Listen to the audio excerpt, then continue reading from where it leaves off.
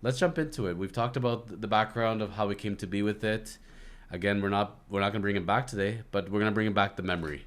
Of course. So when you talk about Jeff Day, the first thing when you think about is firefighter. I think for most people, 21 years, Yeah. a Captain. captain.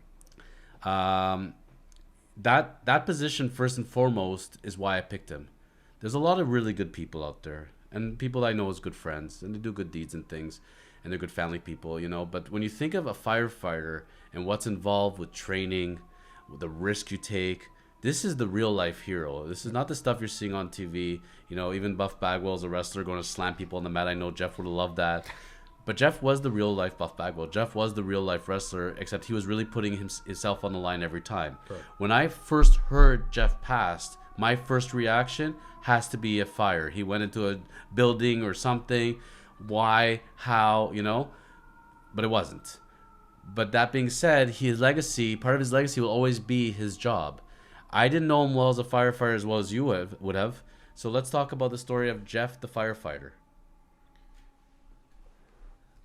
Like any public servant, firefighter, police officer, paramedic, it's every little boy's dream. Yeah. Right? He started off volunteering. Within a year, I think it was, they hired him on full time, and he just moved up to the rankings fast because, He would have been young. He would have been barely 20. yeah, I think he signed on as a volunteer. I think it was about 20.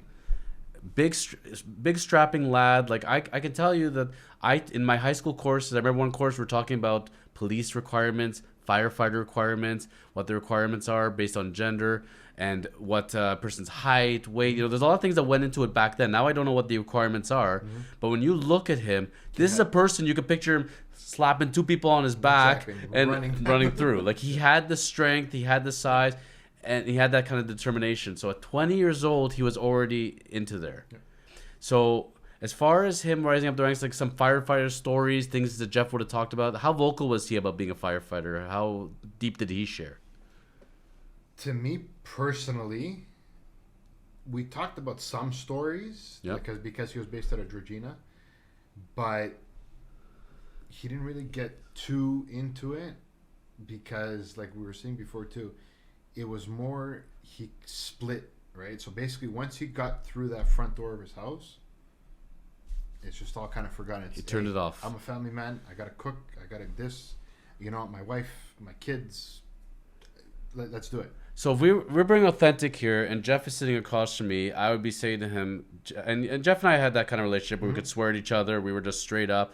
I'd say, Jeff, listen, I get that you're humble, I get you're modest, but today is about you. We're gonna celebrate you. So I want a story. I want to hear about firefighting days. So Jeff at some point must have leaked something. We will keep it clean, but from the stories he did tell you, what are any that would have stuck out in your head?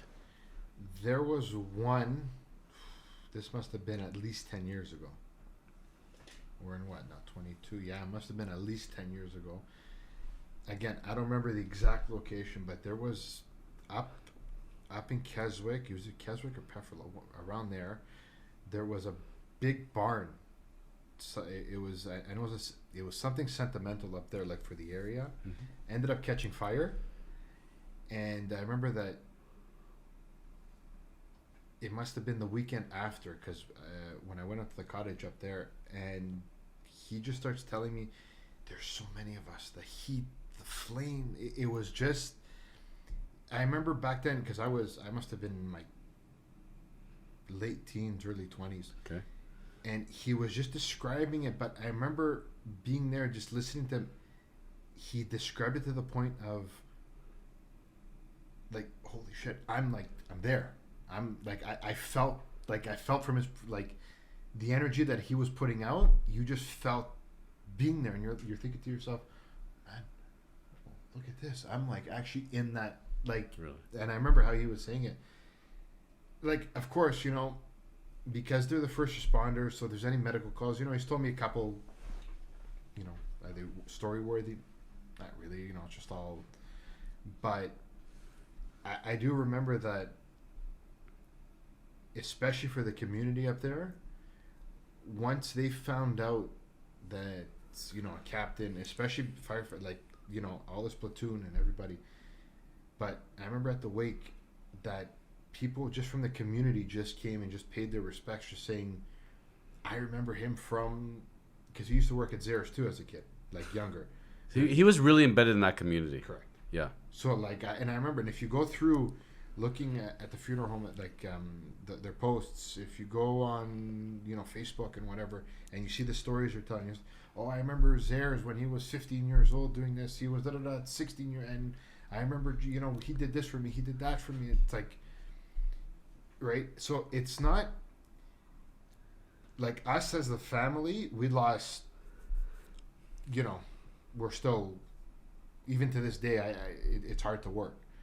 But that community up there, especially, they literally lost a pillar. There's the heart and soul. I messaged and I CC'd you on it to the fire hall, mm-hmm. and I said, given his standing, in my opinion, after he had passed, this is a person. A statue should be erected for him. And something in honor of him, because he was such a. Never mind the fact he was just a firefighter, he was a captain, he's also a member of the community. This is the kind of person that needs that legacy. And we're sitting here, and as you're telling your story, I'm laughing in my mind, because I'm saying to myself, part of the reason why I put this topic on and I wanted to talk to him was because I actually wanted to hear the stories, because I had nothing. For all the time I knew him, and for, let's say, the 100 conversations we had together, he never talked about it once. Nothing. You'd have no clue what this guy does for a living.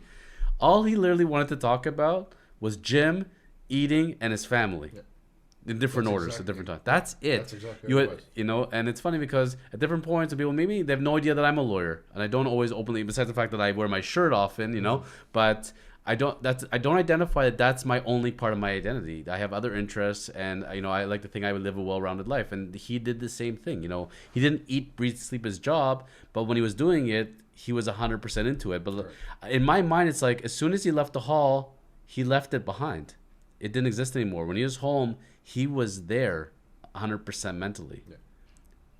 And so from that being said, if you think about it, then for him, from the time he started for all those years, and then to elevate it into captaincy, which is a pretty big deal. Not everybody gets to do that in that world.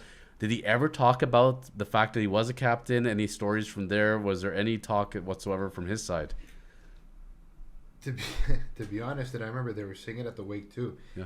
The biggest stories that he actually gave out was, we got there, we went to the Zares there, and I just cooked for them. See, I'm just cooking. Yeah, I did a quick little workout, and I just cooked for them. That's it, right? Because cooking too, like of course, like too, that was. Huge. Like, which we'll get into for sure. Yeah, the man definitely was very much associated with food for a reason. But the more we talk about this, pretty soon I feel like we're gonna have to erect a statue of the Zares, because Zares is coming up more than the captaincy.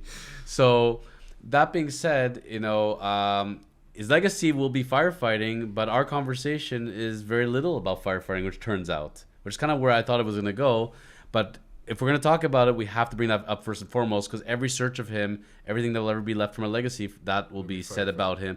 But if you really knew the man and you spent any kind of time with him, you knew that wasn't his identity. No. Thank you for enjoying today's episode of the Chosen Life podcast. Go ahead and hit the subscription button below and the notification bell to catch all of our great shows.